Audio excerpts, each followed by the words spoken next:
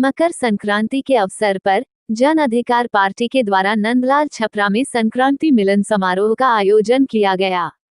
इस अवसर पर मीडिया से बात करते हुए पार्टी के राष्ट्रीय अध्यक्ष पप्पू यादव ने कहा कि सरकार 24 घंटे के अंदर इंडिगो एयरलाइंस के स्टेशन मैनेजर रूपेश सिंह के मोबाइल का कॉल डिटेल और मैसेज जनता के सामने रखे। जनता को शक है कि इसके पीछे कई बड़े चेहरे हो सकते हैं। पप्पू यादव ने कहा कि रूपेश हत्याकांड में पदाधिकारी गंभीर नहीं दिख रहे हैं। अंधेरे में तीर चलाया जा रहा है। यदि सरकार एक सप्ताह के अंदर कोई ठोस कदम नहीं उठाती है और अपराधियों को पकड़ नहीं पाती है तो हमारे अधिवक्ता प्रकोष्ठ द्वारा पटना उच्च न्यायालय में PIL फाइल किया जाएगा। घर में लोग शुभ नहीं होता कहीं लिखल है खिचड़ी नहीं खा जाता भैया। के बोला के मम्मी भी लोग बोले कि आज खिचड़ी खिलाएंगे। पागल है वो लोग।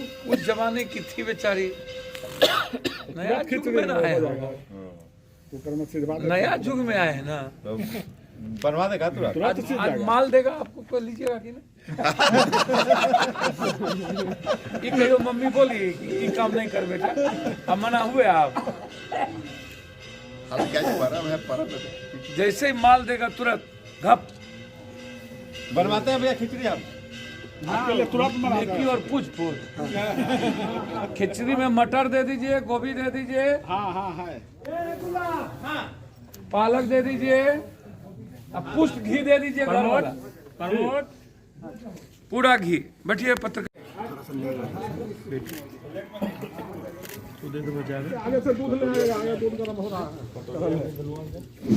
सबसे पहले मैं सरकार से मांग करता हूं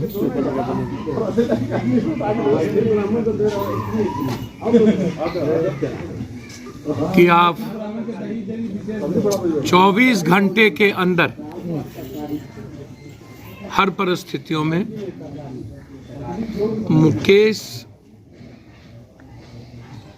रूपेश कुमार के मोबाइल की पूरी व्हाट्सएप, पूरा मैसेज और पूरा फोन कॉल डिटेल जनता के सामने आप लाइए।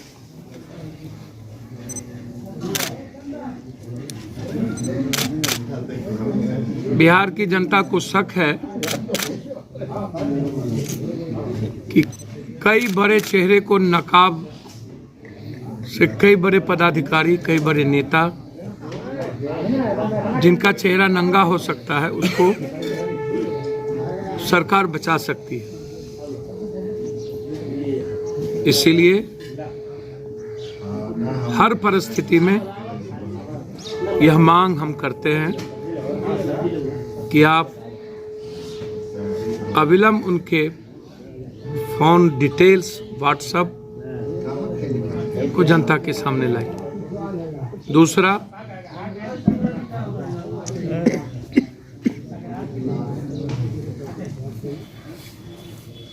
शमलपुरा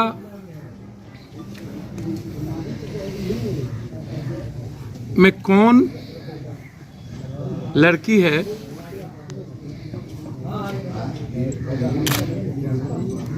क्या कनेक्शन है इस मर्डर में, इसकी भी पूरी जांच होनी चाहिए।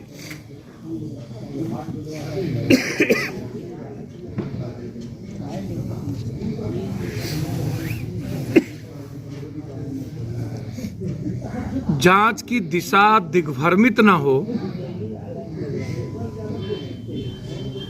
जहां जांच पूरे फैक्ट की ओर जाए, इसके लिए जनता को उसके मोबाइल के कॉल डिटेल को जानना जरूरी है।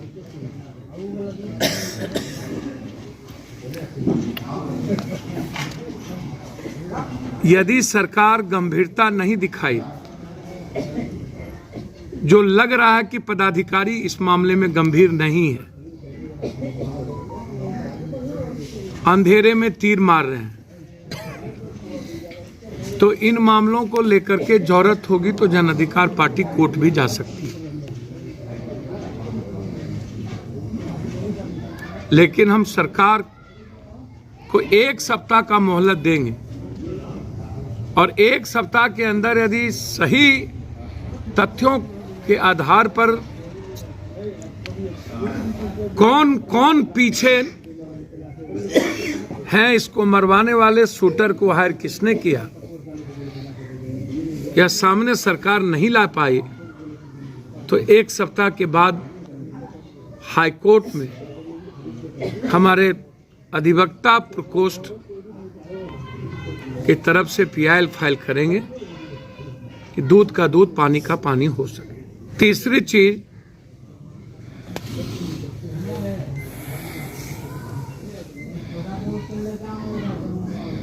सरकार पहली बार यह बात स्वीकार की है कि हम स्पीडी ट्रायल या 48 घंटे के अंदर पुलिस काम करे। हम मुख्यमंत्री जी से आग्रह करेंगे, मुख्यमंत्री जी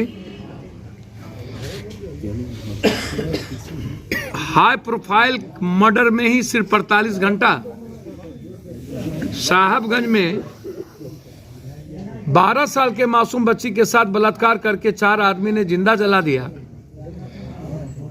मधुबनी में एक गूंगी बच्ची के साथ बलात्कार करके दोनों आंख फोड़ दिए। एकलौता बेटा शाही जी